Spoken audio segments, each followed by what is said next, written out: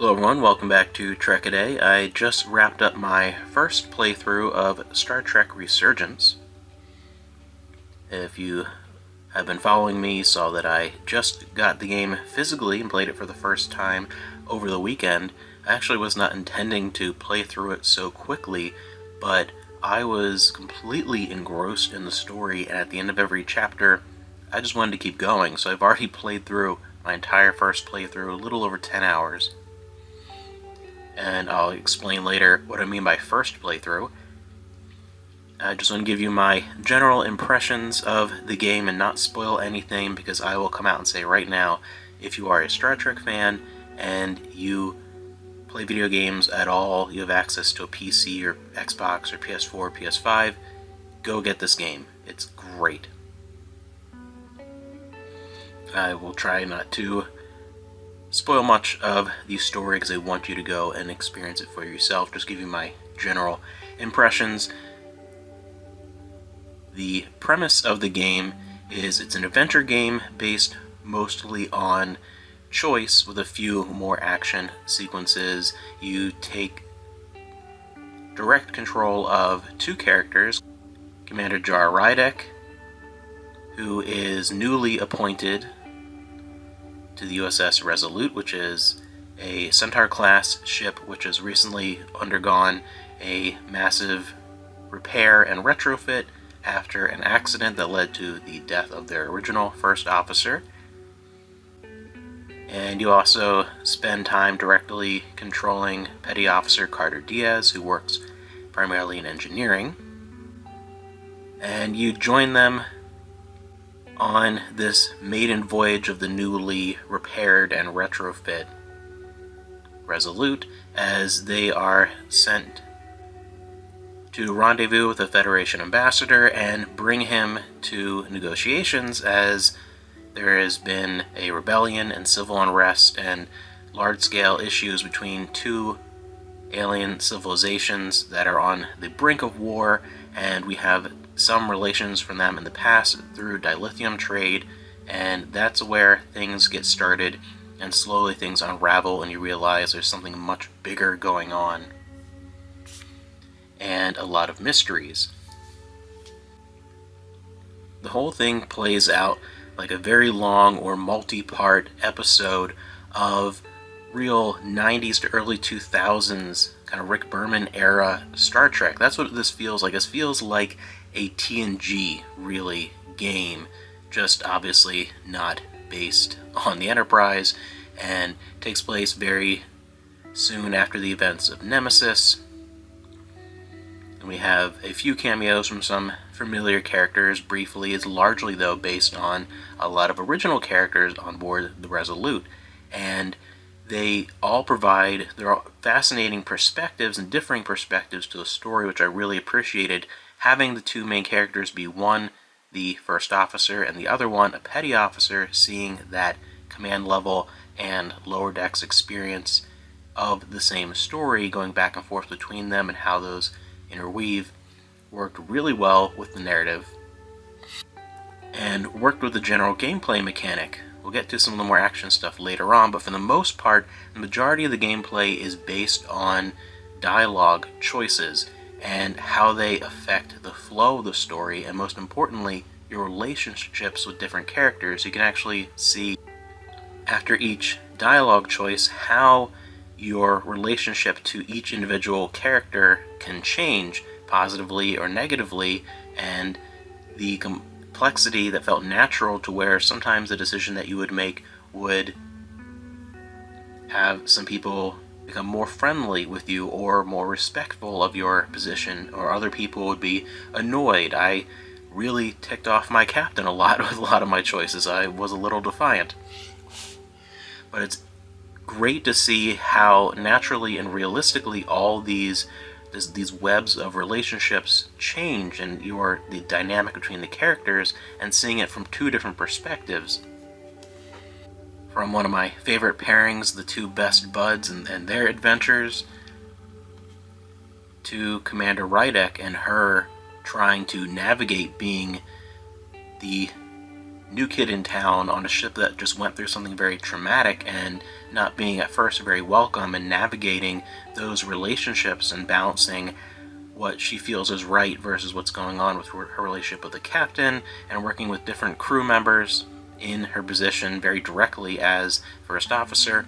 So that part makes the game feel very engaging and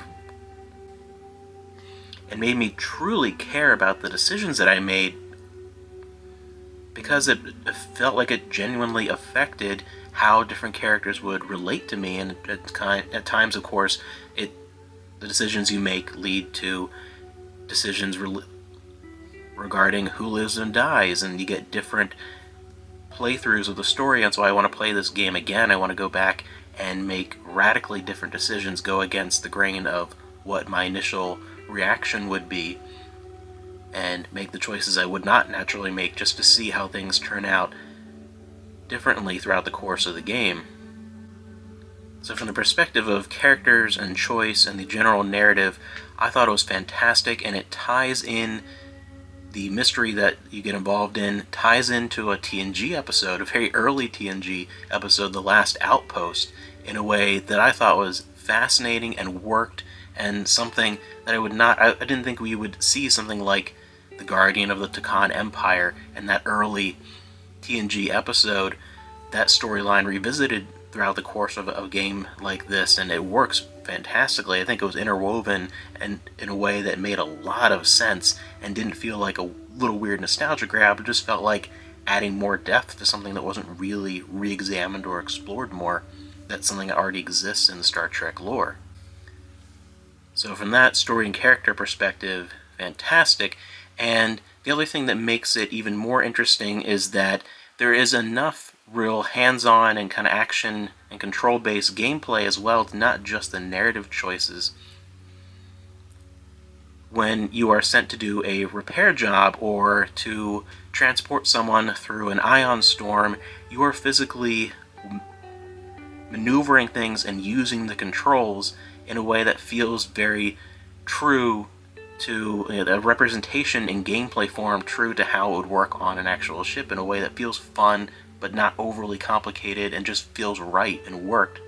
It also has some of the best tricorder gameplay I've ever seen, being able to explore and scan things in different modes, and it feels like it just works better than most instances of the tricorder. Not just clicking on something, it reads and you get a text crawl. Instead, there's a little more action behind it, and there are moments as things get a little more tense and things start to get a little more hectic and dangerous, where there actually is some phaser gameplay. And the action is not overly complicated. It's not a first-person shooter. It's not an action game, but it's tense enough and interesting enough that it was a lot of fun and controlled well, and it was fine, but it wasn't prevalent enough or expansive enough in terms of the time spent in gameplay to where I don't think it would turn off people that aren't video gamers. If you've never played a first-person shooter or a third-person shooter in your life, or an action game, it wasn't enough or wasn't difficult enough to where I think it would be a barrier. It's just something that added a little more action and fun, and a few instances of flying a shuttlecraft as well. A lot of gameplay variation and variety that added so much more texture to the experience, and all that coming together, I think, is what created this great package. Overall, Star Trek Resurgence is a must-play game for a Star Trek fan. It feels genuinely like a TNG era show that we just never got to see before, and opens up so many possibilities of doing games like this in that era and of this style, and something that feels very Star Trek, and maybe even revisiting in this form stories we never got to see on screen. This original stuff, I like having these completely original characters and storyline. You could even finally visit some stuff with like the New Frontier books, or Ezri on the Aventine. You could do almost anything in this style, and I can't wait till there's more of these. I really hope this does well and we get more of these, because this was fantastic. Overall, this is my new favorite Star Trek video game. And that statement holds a lot of weight for me.